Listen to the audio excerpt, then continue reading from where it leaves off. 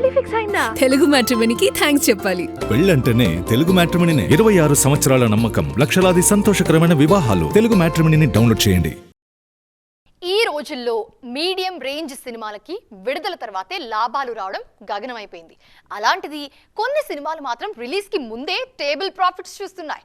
వినడానికి కాస్త విచిత్రంగా ఉన్నా కూడా ఇదే జరుగుతుంది. మరి రిలీజ్కి ముందే నిర్మాతలకు లాభాలు తెచ్చిన ఆ సినిమాలేంటో చూడండి.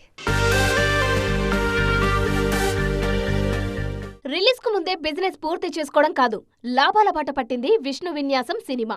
ఈ సినిమా బడ్జెట్ 19 కోట్లయితే ఆయన బిజినెస్ దాదాపు 27 కోట్లు.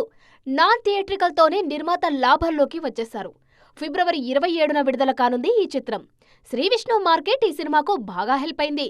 యదునాథ్ మారుతిరావు దర్శకుడు. శర్వానంద్ బైకర్ సినిమా కూడా విడుదలకు ముందే సేఫ్ జోన్లోకి వచ్చేసింది.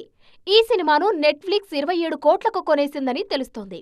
నాన్ థియేట్రికల్ తో కలిపి 10 కోట్లకు పైగానే యువి క్రియేషన్స్ స్టేబుల్ ప్రాఫిట్స్ లో ఉందని టాక్. నారీ నారీ నడుమురారి హిట్ అవ్వడం బైకర్ కు బూస్టప్ ఇచ్చింది.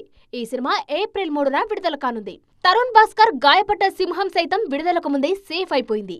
ఈ cinema rights Dil Raju wholesale గా తీసుకున్నారు. ప్రస్తుతం అమెరికాలో ఉన్న పరిస్థితులపై సెటైరికల్ గా ఈ సినిమా చేస్తున్నారు తరుణ్.